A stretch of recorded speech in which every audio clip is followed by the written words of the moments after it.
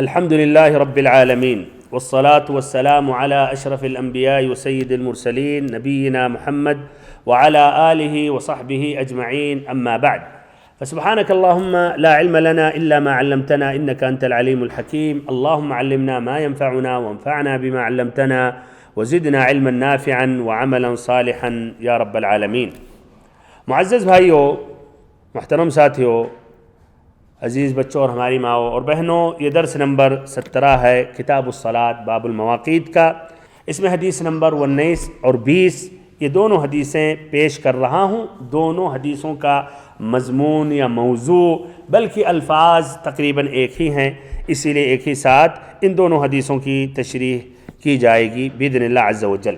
حدیث نمبر 19، وعن ابن عباس رضی اللہ عنہما قال قال رسول اللہ صلی اللہ علیہ وسلم الفجر فجران، فجر يحرم الطعام وتحل فيه الصلاة، فجر يحرم الطعام وتحل فيه الصلاة، وفجر تحرم فيه الصلاة أي صلاة الصبح ويحل فيه الطعام. رواه ابن خزيمة والحاكم وصححاه. حدیث نمبر 20، وللحاکم فی حدیث جابر رضی اللہ عنہ نحوه وزاد فی الذي يحرم الطعام انه يذهب مستطیلا فی الافق وفی الآخر انه كذنب السرحان، انه كذنب السرحان. دونوں حدیثوں کا ترجمہ حضرت ابن عباس رضی اللہ عنہما روایت کرتے ہیں کہ رسول اللہ صلی اللہ علیہ وسلم نے فرمایا فجر دو قسم کی ہے، فجر دو قسم کی ہے. ایک فجر وہ ہے جو کھانے کو حرام کر دیتی ہے اور نماز اس میں حلال ہے، اور ایک فجر وہ ہے جس میں نماز وفجر تحرم فیہ الصلاۃ، جس میں نماز پڑھنا حرام ہے، یعنی نماز فجر پڑھنا حرام ہے اور کھانا جائز و حلال ہے. رواہ ابن خزیمہ والحاکم وصححہ، یہ ابن خزیمہ نے روایت کی ہے اور ایسے ہی الحاکم نے، اور دونوں نے اس حدیث کو صحیح قرار دیا. دوسری جو حدیث ہے مستدرک حاکم میں حضرت جابر رضی اللہ عنہ سے بھی اسی طرح مروی ہے، اسی الفاظ کے قریب. اس میں اس فجر کے بارے میں جو کھانے کو حرام کر دیتی ہے یہ اضافہ ہے کہ وہ آسمان کے کناروں اور اطراف میں لمبے رخ پھیل جاتی ہے، اور دوسری فجر کے بارے میں ہے کہ وہ بھیڑیے کی دم کی طرح اونچی چلی جاتی ہے. یہ حدیث کا ترجمہ، لیکن اس میں سے بھیڑیوں کا اور پھر پھیل جانا، کھانا حلال کر دیتا، حرام کر دیتا، یہ ترجمہ کو مزید ترجمہ سمجھانے کی ضرورت ہے. تو چلیے ایک مرتبہ پھر سے اچھی طرح پہلے حدیث سمجھتے ہیں، پھر آگے بڑھتے ہیں. اس لیے مقصد ہے حدیث پہلے سمجھ جائیں تاکہ اس سے جو مستنبط فائدے ہیں اس کو ہم سمجھ سکیں، اور پھر یہ ہم جان سکیں راجح مسئلہ، راجح قول کیا ہے. تو ابن عباس رضی اللہ عنہما کی جو حدیث ہے کہ نبی صلی اللہ علیہ وسلم نے فرمایا فجر دو ہیں، ایک جو فجر صادق اور ایک فجر کاذب. یہ دونوں کو فجر کہا جاتا ہے کہ نہیں، لیکن ایک کو کاذب کہا جاتا ہے، ایک کو صادق. المہم دونوں فجر ہیں. اور ابھی بھی بہت سے علماء فلک کے نزدیک پہلا جو فجر ہے اسی کو فجر پکڑ لیتے ہیں. اسی لیے بہت سے کیلنڈروں میں جو غلطیاں ہیں اس کی ایک اہم سبب یہ ہے کہ جو علماء فلک ہیں وہ غیر مسلمان ہیں، جنہیں اس کا علم نہیں ہے کہ شریعت میں ایک فجر کاذب ہے، ایک فجر صادق ہے. اسی لیے انہوں نے فجر کا ٹائم کیلنڈر میں وہی فجر کاذب سے پکڑ لیا اور جوڑ لیا. اور ایسا ہوا، میں کئی ایسے ملکوں میں گیا جہاں مسلمان کم تعداد میں ہیں، وہاں یہی فجر کاذب کو فجر صادق پکڑتے تھے، اور فجر کی اذان سے لے کر سورج طلوع ہونے تک 3 گھنٹے سے زیادہ ٹائم رہتا تھا.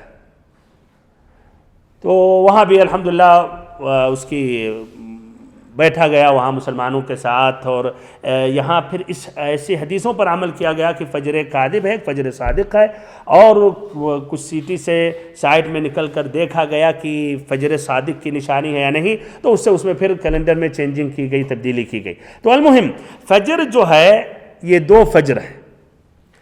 ایک ایسا فجر ہے جس میں کھانا حرام ہو جاتا ہے اور نماز اس میں جائز ہو جاتی. یہ مراد کیا ہے؟ فجر کاذب صادق. فجر صادق جس میں کھانا حرام ہو جاتا ہے، یعنی اگر روزہ رکھنا آپ چاہ رہے ہیں یا رمضان کے ایام ہے تو کھانا اب حرام ہو گیا، اور نماز اس میں پڑھنا یعنی فجر کی نماز پڑھنا اب جائز ہو گیا. اور دوسری جو فجر ہے اس میں نماز حرام ہے، ای صلاۃ الصبح یعنی فجر کی نماز، اور اس میں کھانا کھانا جائز. اگر آپ سحری کر رہے ہیں، فجر کی نماز ابھی نہیں پڑھ سکتے ہیں لیکن سحری کر سکتے، کھانا کھا سکتے ہیں، تو یہ مراد ہے. اور دوسری جو روایت ہے جابر رضی اللہ عنہ کی، اس میں بھی اسی الفاظ کے قریب ہیں، لیکن اس میں یہ ذکر کیا گیا اس فجر کے بارے میں جس میں کھانا حرام ہو جاتا ہے، یعنی فجر صادق. انه يذهب مستطیلا فی الافق، کہ اس کا اجالا جو ہے وہ کیا پھیل جاتا ہے، اور وہ کیا ہوتا ہے، وہ پھیلا ہوتا ہے، مستطیل شکل میں ہوتا ہے، لمبا نہیں ہوتا بلکہ ایسے پھیلا ہوتا ہے، اور بھی آئے گا کہ شمال سے جنوب تک. اور دوسری جو فجر ہے فجر کاذب، انه كذنب السرحان، کہ وہ بھیڑیے کی دم کی طرح. اس سے مراد کیا؟ بھیڑیے کی دم کی طرح یعنی اونچا رہتا ہے، ستون کی طرح اونچا رہتا ہے، نہ کہ ایسے پھیلا ہوتا ہے، اونچا رہتا ہے، یہ مراد ہے. اور ابھی اور بھی دونوں میں فجر صادق کاذب میں کیا فرق ہے انشاءاللہ جب فقہ الحدیث، حدیث سے جو فائدے ہیں جب بیان کروں گا تو اس کی وضاحت کروں گا. اب یہ حدیث کی جو تخریج ہے وہ بیان کر رہا ہوں. یہ حدیث میں بھی اختلاف ہے، دونوں حدیثوں میں اختلاف ہے، اس لیے میں چاہ رہا ہوں یہ بھی مہارت آپ کے اندر آ جائے. محدثین کیسے ان حدیث کے بارے میں اتنی باریکیوں کو کس طرح پیش کرتے ہیں، شجرات سامنے ایک دم واضح سمجھنا اس لیے ایک دم آسان ہو جائے. پہلی جو حدیث ابن عباس رضی اللہ عنہما کی حدیث، اس کی روایت ابن خزیمہ نے کی ہے. ابن خزیمہ نے اپنی کتاب الصحیح میں مجلد 1 پیج نمبر 184 185، ایسے الحاکم نے بھی روایت کی ہے اپنی کتاب المستدرک میں مجلد 1 پیج نمبر 191. یہ دونوں حضرات روایت کرتے ہیں اس طریق سے: محمد ابن علی ابن محرز سے، جو روایت کرتے ہیں ابو احمد الزبیری سے، جو روایت کرتے ہیں سفیان سے، جو روایت کرتے ہیں ابن جریج سے، جو روایت کرتے ہیں عطا سے، اور وہ روایت کرتے ہیں ابن عباس رضی اللہ عنہما سے. اور ابن عباس رضی اللہ عنہما کن سے روایت کرتے ہیں؟ نبی صلی اللہ علیہ وسلم سے. تو حدیث مرفوع ہے یا موقوف ہے؟ مرفوع ہے. اچھا، تو وہ روایت کرتے ہیں نبی صلی اللہ علیہ وسلم سے. کیا رائے ہے یہ حدیث اس سند سے حدیث صحیح ہے؟ تو جواب صحیح نہیں ہے. اس میں دو علہ ہے. دو علہ یعنی دو ایسے سبب ہیں جس سے حدیث کی صحت میں کلام آ گیا، اور صحت میں کلام آ جانے کی وجہ سے حدیث کو کہا جائے گا ضعیف ہے. پہلا جو علہ ہے یا پہلی جو علت ہے، پہلا جو سبب ہے کہ اس میں جو محمد ابن عبداللہ الزبیری ہیں، ابو احمد الزبیری، یہ جو ہیں ثقہ ہیں. کیا ہیں؟ ثقہ ہیں. ثقہ ہیں، لیکن اب ثقہ ہے تب لیکن کہاں سے آ رہا ہے؟ یہ کیا سنیں، ثقہ ہیں لیکن اہل علم نے کہا اگر یہ روایت کرتے ہیں سفیان الثوری سے تو وہ پھر قابل اعتماد نہیں ہے، اس لیے ان سے غلطیاں ہوئی ہیں جب وہ روایت کرتے ہیں سفیان الثوری سے. تو مثلا امام احمد نے کہا کان کثیر الخطأ فی حدیث سفیان، کہ ان سے بہت زیادہ غلطیاں واقع ہوتی تھی جب وہ سفیان الثوری سے روایت کرتے تھے. ایسے ہی ابن حجر نے تقریب التہذیب میں ذکر کیا ثقۃ ثبت، ثقہ بس نہیں، ثقۃ ثبت، مزید تاکید ہے کہ ثقہ ہیں، قابل اعتماد ہیں، قابل حجہ ہیں، الا انہ قد یخطئ فی حدیث الثوری، لیکن ان سے غلطیاں کبھی کبھی ان سے غلطیاں واقع ہوتے رہتے ہیں جب الثوری سے روایت کرتے ہیں. اور یہاں کن سے روایت کر رہے ہیں؟ ابو احمد الزبیری. ہاں، تو حدیث اب ادھر حدیث میں کلام ہے یا نہیں؟ کلام ہے. یہ نمبر ایک. دوسری وجہ یہ ہے جس کی وجہ سے کہا یہ حدیث صحیح نہیں ہے، اس حدیث میں اختلاف ہے کہ حدیث مرفوع ہے یا موقوف ہے. تو یہاں تو ابھی ذکر کیا گیا کہ ابو احمد الزبیری نے مرفوعاً بیان کیا ہے کہ نہیں؟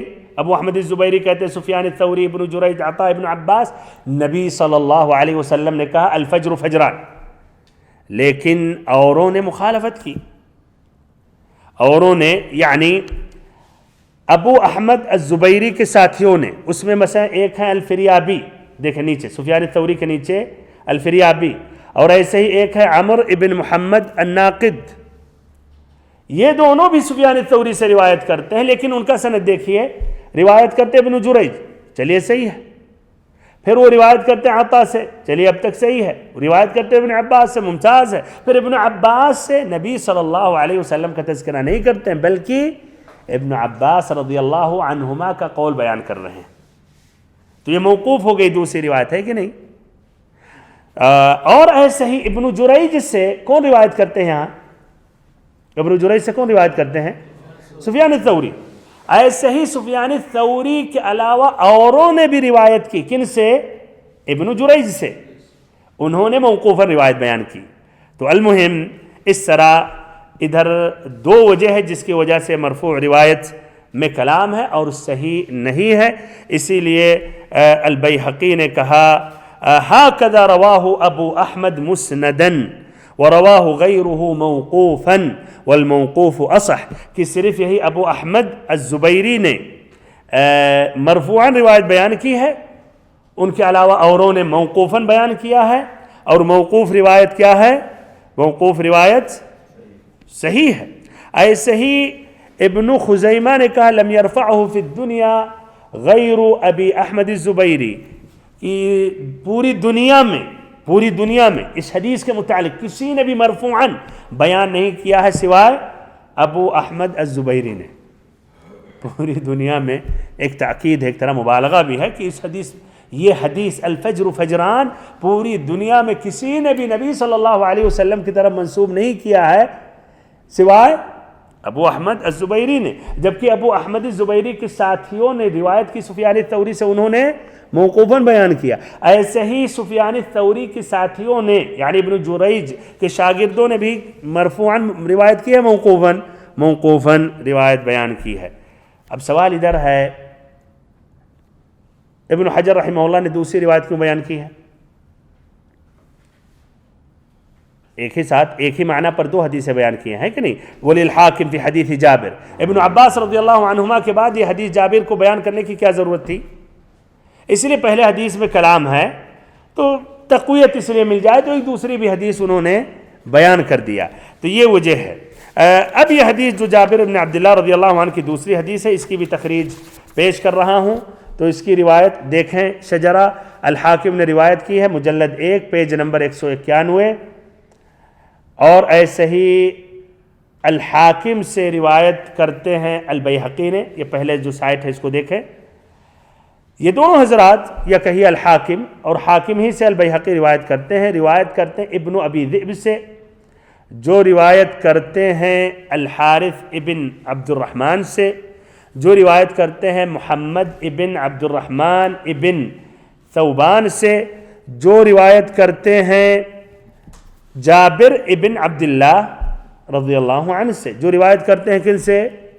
نبی صلی اللہ علیہ وسلم سے۔ کیا روایت کرتے ہیں؟ الفجر فجران، فجر دو طرح کی ہے یا دو قسم کی فجر ہے، پھر وہی فَأَمَّا الْفَجْرُ الَّذِي يَكُونُ إِلَىٰ آخِرِهِ، اسی حدیث کی طرح۔ حاکم نے اس حدیث کو کہا اسناد صحیح، کہ یہ اسناد صحیح ہے۔ اچھا، یہ پہلی روایت ہے، اسی روایت میں کلام ہے، دیکھیے وہ روایت کی ہے الدارقطنی نے مجلد 1 پیج نمبر 268، بیہقی نے مجلد 1 پیج نمبر 377، اسی طریق سے ابن ابی ذئب سے۔ دیکھیے دونوں ایک سائٹ میں اگر رکھتے تو سمجھنے میں آسان یہ بات ہو جاتی۔ ابن ابی ذئب روایت کرتے ہیں الحارث بن عبد الرحمن، سیم ہے کہ نہیں؟ پھر وہ روایت کرتے ہیں محمد بن عبد الرحمن سے، سیم ہے۔ پھر محمد بن عبد الرحمن کے بعد ڈائریکٹ نبی صلی اللہ علیہ وسلم۔ جابر بن عبداللہ کہاں ہیں؟ ادھر نہیں ان کا تذکرہ ہوا۔ اس روایت کو کیا کہا جائے گا؟ منقطع۔ بہت صحیح، منقطع میں کئی نام ہیں، کیا کہا جائے گا؟ بہت صحیح، مرسل، ماشاءاللہ، جزاک اللہ خیرا، اس کو کہیں گے مرسل۔ مرسل سے مراد کیا ہے؟ وہ روایت جو تابعی ڈائریکٹ نبی صلی اللہ علیہ وسلم سے کرے. تو یہ کہا جائے گا حضرت آپ تو تابعی ہیں, نبی صلی اللہ علیہ وسلم سے ملاقات نہیں ہے آپ کی, تو ڈائریکٹ کیسے نبی صلی اللہ علیہ وسلم تک پہنچ گئے؟ اس کا معنی مطلب کہ بیچ میں واسطہ ہے, کم سے کم ایک صحابی. لیکن کیا گارنٹی ہے کہ صحابی ہی ہو؟ نہیں, ممکن ہے کوئی دوسرا تابعی ہو, تیسرا تابعی ہو. اگر یقیناً صحابی کو ساقط کرتے تو حدیث کو صحیح مان لیتے, لیکن ہم نہیں جانتے ہیں. تو تابعی اگر ڈائریکٹ نبی صلی اللہ علیہ وسلم سے حدیث روایت کرے تو اس کو کہا جائے گا مرسل. اور منقطع وہ بات صحیح ہے, لیکن منقطع عام ہو گیا. منقطع سے مراد کہیں بھی اسناد میں انقطاع ہو, اسناد متصل نہ ہو, تو تحدیداً اس کو کہا جائے گا کیا ہے کہ یہ ہے مرسل. اب ادھر اختلاف ہے کہ حدیث, ہاں کیا کہیں گے؟ ہاں حدیث اس کو کیا کہا جائے گا؟ ہاں مرسل کی ضد کیا ہے؟ مرفوع جب موقوف کی اس میں آتا ہے, لیکن یہاں مرسل یا متصل. ماشاءاللہ, مرسل ہے یا متصل ہے, اس میں اختلاف ہے. یعنی ابن عباس رضی اللہ عنہما کی حدیث میں اختلاف ہے کہ وہ حدیث مرفوع ہے یا موقوف ہے, اور صحیح ہے کہ موقوف ہے. اور اس حدیث میں اختلاف ہے کہ حدیث ہاں متصل ہے یا مرسل ہے, یعنی منقطع. اور اقرب الی الصواب کیا ہے یہ کہ یہ مرسل ہے. کیوں؟ اس لیے کہ البیہقی نے ذکر کیا رویا موصولا و رویا مرسلا وهو اصح, کہ یہ موصولا مروی ہے اور مرسلا مروی ہے, لیکن مرسلا زیادہ اقرب الی الصواب ہے. بہرحال خلاصہ کلام بات سے لمبی نہ ہو, اس لیے بہت ہی دقیق مسائل ہے جس کا تعلق حدیث اور علم حدیث اور محدثین سے ہے. لیکن ہمارا مقصد ہے کہ اس کے بارے میں بھی ایک واقفیت ہو جائے, ایک سمجھ آ جائے. اور ماشاءاللہ آپ میں سے کئی فوراً جواب دے لے گئے یہ دقیق مسئلہ, تو یہ بھی الحمدللہ آپ کے علم میں اضافہ ہو رہا ہے. لیکن زیادہ اس میں طول نہیں دینا چاہتا ہوں, تو آگے بڑھ رہا ہوں. خلاصہ کلام سابقہ جو حدیث ابن عباس ہے, یہ حدیث اختلاف ہے کہ مرفوع ہے یا موقوف ہے, صحیح ہے کہ موقوف ہے. اور یہ دوسری جو حدیث ہے اس میں اختلاف ہے کہ یہ متصل ہے یا مرسل ہے, اور اقرب الی الصواب ہے کہ یہ مرسل ہے. اس مسئلے میں, اس موضوع میں اور بھی حدیثیں مروی ہیں, جس طرح سمرہ ابن جندب سے, طلق بن علی سے, عبد الرحمن بن عائش سے. ان تمام حدیث کے اسانید میں مقال ہیں. تمام حدیثوں کا خلاصہ یہ ہے کہ فجر دو ہیں, اور یہ دونوں فجر کے الگ الگ احکام ہیں. تو اگرچہ سندن اس میں کلام ہے, مرفوعاً ثابت نہیں ہے, لیکن کافی ہے. مثلا ابن عباس رضی اللہ عنہما سے یہ مروی ہے, اور کئی حدیثیں اس میں مروی ہیں. تو اس طرح پوری حدیثوں کو سامنے رکھیں گے تو یقیناً اس طرح یہ مسئلہ سامنے آئے گا کہ فجر یہ دو ہے شرعی اعتبار سے, اور اس میں اور بھی حدیثیں مروی ہیں. اب حدیث سے جو الفاظ جن کی وضاحت کی ضرورت, الفجر فجران, یعنی لغت میں فجر کتنی فجریں ہیں؟ دو ہیں. اچھا, ایک فجر کاذب اور ایک فجر صادق. فجر یحرم الطعام, وہ فجر جس میں کھانا حرام ہو جاتا. مراد کیا ہے؟ یعنی اگر روزہ رکھ رہا آدمی, یعنی فجر صادق. اور وتحل فیہ الصلاۃ, اور اس میں نماز پڑھنا حلال ہے, جائز ہے. مراد کون سی صلاۃ یا کون سی نماز؟ فجر. وتحل فیہ الصلاۃ, صلاۃ الصبح, اس لیے اس کا ٹائم داخل ہو جاتا ہے. وفجر تحرم فیہ الصلاۃ, اور ایک ایسا فجر ہے جس میں نماز پڑھنا کیا ہے؟ حرام ہے. کون سی نماز؟ دیکھیے کیا کہا, ای صلاۃ الصبح, یعنی فجر کی نماز. لیکن اور نمازیں پڑھنا چاہے تو پڑھ سکتا ہے, تہجد وتر. اچھا, یہ کس کا قول ہے ای صلاۃ الصبح؟ یہ کس کا قول ہے؟ غور کریں لکھائی کے طریقے میں بھی. چلیے تقریباً جواب میں نے دے دیا. ہاں, وفجر تحرم فیہ الصلاۃ ای صلاۃ الصبح, ایک فجر ایسا ہے جس میں نماز پڑھنا حرام ہے, یعنی صبح کی نماز. ویحل فیہ الطعام, اور اس میں کھانا جائز ہے. ای صلاۃ الصبح کس کا قول ہے؟ کس نے کہا ہے؟ ابن عباس. اچھا, تو اس کو کیوں بریکٹ میں یا الگ سے اس کو دو شرطہ کے درمیان رکھا گیا ہے؟ ہاں, دوسرا قول کس کا ہے؟ ای صلاۃ الصبح، ابن حجر رحمہ اللہ کا ہے، بالکل یہ ابن حجر رحمہ اللہ نے یہ اضافہ کیا ہے یا وضاحت کی ہے یا تفسیر کی ہے۔ اچھا سوال ہے کیوں انہوں نے یہ تفسیر بیان کی یہاں؟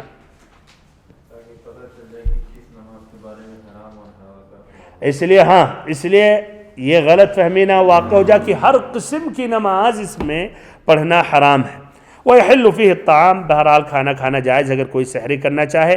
پھر آیا دوسری روایت میں اِنَّهُ يَذْهَبُ مُسْتَطِيلًا فِي الْأُفُقِ، کہ آسمان میں یہ کیا، یہ پھیل جاتا ہے یعنی شمال اور جنوب تک۔ اور وفی الآخری انہ کذنب السرحان، جس کا ذکر کیا گیا کہ بھیڑیے کی دم کی طرح اونچی چلی جاتی ہے، یعنی اونچا رہتا ہے، صحیح ایک ستون کی طرح، ایک عمود کی طرح، اور بھی فروق میں بیان کروں گا باذن اللہ عز و جل۔ کوشش کر رہا ہوں یہ حدیث مکمل ہو جائے۔ اب ادھر سب سے پہلے یہ پہلا جو مسئلہ ہے وہ یہ ہے کہ فجر دو قسم ہے، ایک فجر کاذب اور ایک فجر صادق۔ اب یہ دونوں میں فرق کیا ہے فجر کاذب میں اور فجر صادق میں؟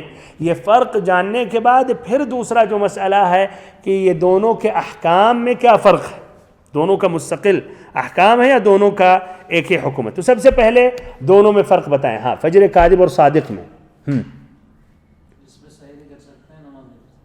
چلیے اس میں نماز سحری کر سکتے ہیں، فجر کاذب میں فجر کی نماز نہیں پڑھ سکتے ہیں، اور فجر صادق جو ہے اس میں کھانا یا سحری نہیں کر سکتے ہیں، نماز فجر پڑھ سکتے ہیں۔ ایک فرق۔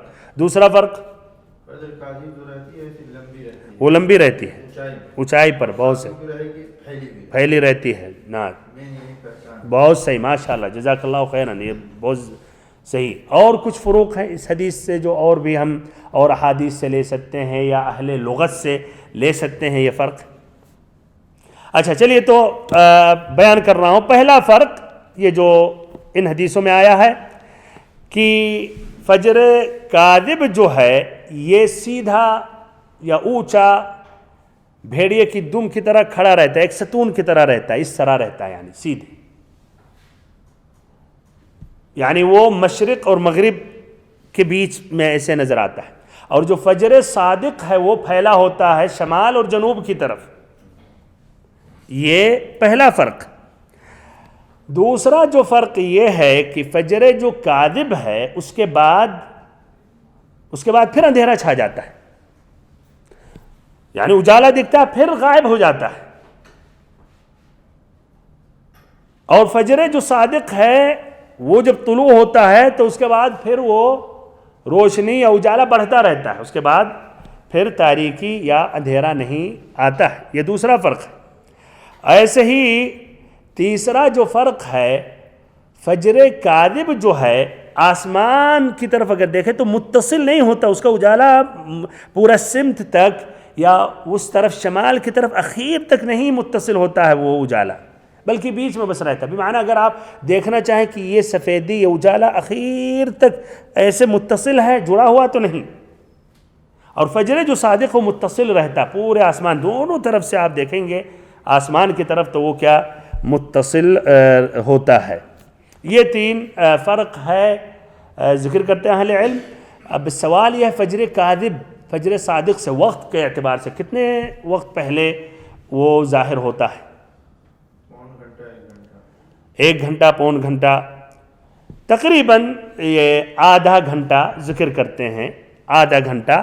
اور یہ بھی جگہ اور ایسے ہی شمال اور جنوب میں فرق ہونے کی وجہ سے بھی یہ بڑھتا گھٹتا رہتا ہے، تو آدھا گھنٹہ ذکر کرتے ہیں، کچھ اہل علم اور بھی ذکر کرتے ہیں، اور یہ ہر جگہ ہر علاقے کا الگ ہے، واللہ اعلم۔ اسے سورج جس طرح کی کہیں اس کی مدت، سورج کا طلوع لمبا ہوتا ہے، دن اور رات ایک ہی وقت، گرمی میں کیا شمال میں اور جہاں ہم ہیں وہ برابر ٹائم ہوتا ہے دن۔ روزہ ہم دیکھتے ہیں کہیں 21 گھنٹہ روزہ رکھتے ہیں، کہیں 16 رکھتے ہیں، کہیں 12 گھنٹہ رکھتے ہیں۔ ساؤتھ دنیا میں 8 گھنٹہ 4 گھنٹہ بھی رکھتے ہیں۔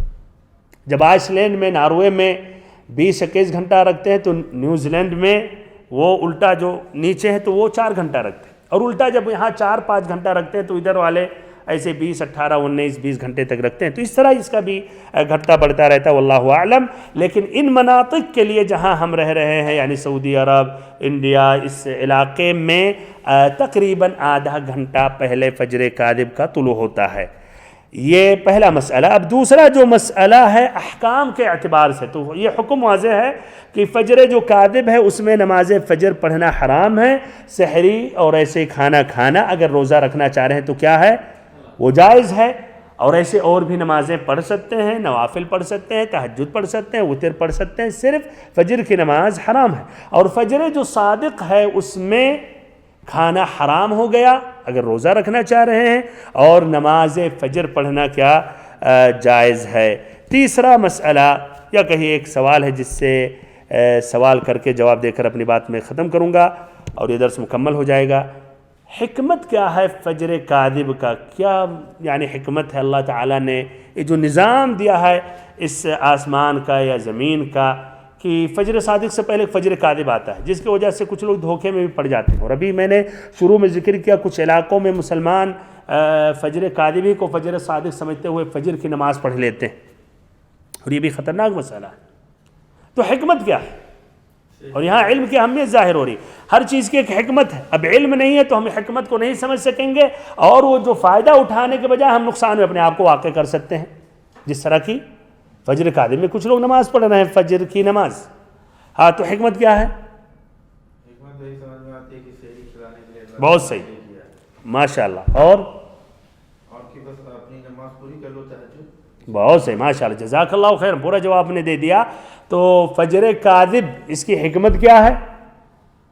آج کل تو ہمارے پاس گھڑی ہے بھائی، یہ تو آسان ہو گیا، لیکن آپ چھوڑیں، ایسے جگہ ہیں جہاں گھڑی نہیں ہے، آپ کو روزہ رکھنا ہے۔ کیسے آپ مطمئن ہو اپنے سحری کے بارے میں کہ آپ نے فجر صادق سے پہلے، فجر سے پہلے آپ نے سحری کیا یا فجر کے بعد، تاکہ شک میں نہیں آئے، شبہ میں نہیں آئے، اور حد سے زیادہ احتیاط نہیں کریں، پریشانی میں نہ ڈالیں۔ تو یہ فجر کاذب کی حکمت یہ ہے تاکہ اگر آپ روزہ رکھ رہے ہیں، نفلی روزہ ہو یا فرض ہو، تو آپ اب سحری کر لیں، نمبر 1۔ نمبر 2، ایسے ہی اگر آپ نے وتر کی نماز نہیں پڑھی ہے تو پڑھ لیں، ایسے ہی نمبر 3 فجر کی تیاری شروع کر دیں۔ تو اس طرح یہ فجر کاذب کی جو حکمتیں ہیں، اس طرح یہ حدیث کے متعلق بات مکمل ہو گئی۔ جزاکم اللہ خیرا لحسن استماعکم، وبارک اللہ فیکم، وصلی اللہم وسلم وبارک ونعم علی عبدک ورسولک محمد۔